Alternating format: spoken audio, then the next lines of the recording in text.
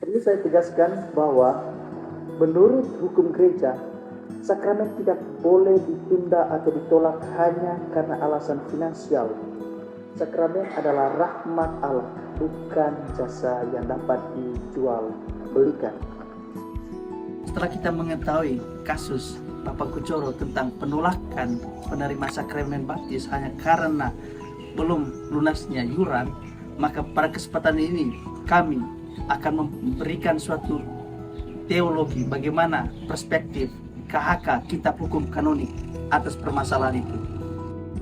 Dalam Kanon 213, gereja menegaskan bahwa umat beriman Kristiani memiliki hak rohani yang fundamental untuk menerima pelayanan sakramen dari para gembala suci, baik dari uskup, imam maupun diakon.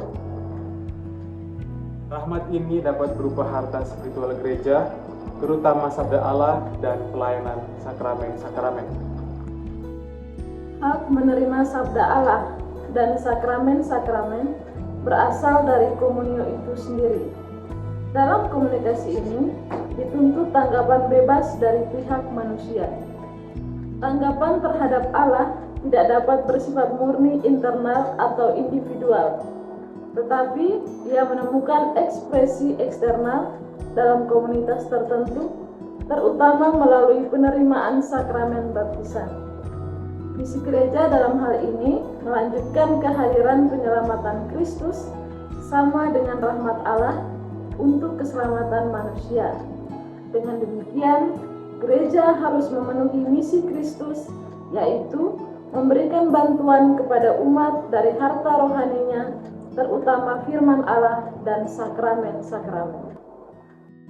Selanjutnya, Kanon 843 paragraf 1 menegaskan kewajiban para pelayan suci untuk memberikan sakramen kepada umat yang memintanya secara wajar. Sudah dipersiapkan secukupnya dan tidak terhalang oleh hukum kanonik. Dari sisi yuridis, kanon ini melindungi umat agar tidak mengalami penolakan sewenang-wenang.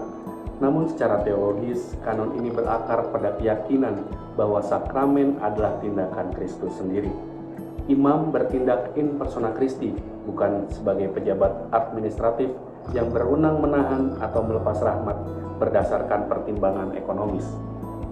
Karena sakramen adalah tanda dan sarana keselamatan, maka menolak sakramen tanpa alasan kanonik berarti menutup jalan rahmat yang oleh Allah sendiri sediakan bagi umatnya.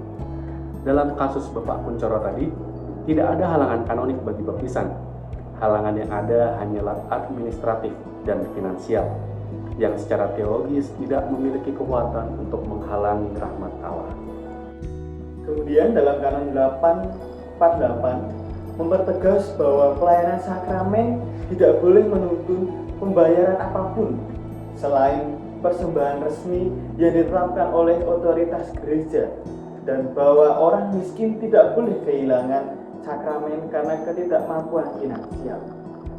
Secara yuridis, kanon ini melarang segala bentuk komersialisasi sakramen dan menekan bahwa sakramen tidak boleh dikaitkan dengan kewajiban pembayaran selain yang ditetapkan uskup.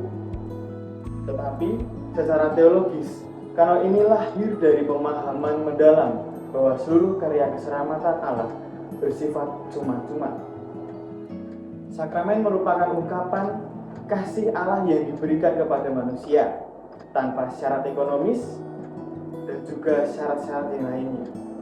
Sakramen baptisan yang menyatukan seorang dengan Kristus dalam wafat dan kebangkitannya adalah karunia yang tidak dapat dibeli oleh aturan dan juga yang ditukar dengan uang. Karena itu, dijadikan iuran pembangunan sebagai syarat untuk menerima baptisan bukan berarti hanya pelanggaran hukum, tetapi juga merusak citra teologis sakramen bagi rahmat yang gratis dari Allah. Itu juga justru diperuntukkan bagi mereka yang lemah dan miskin.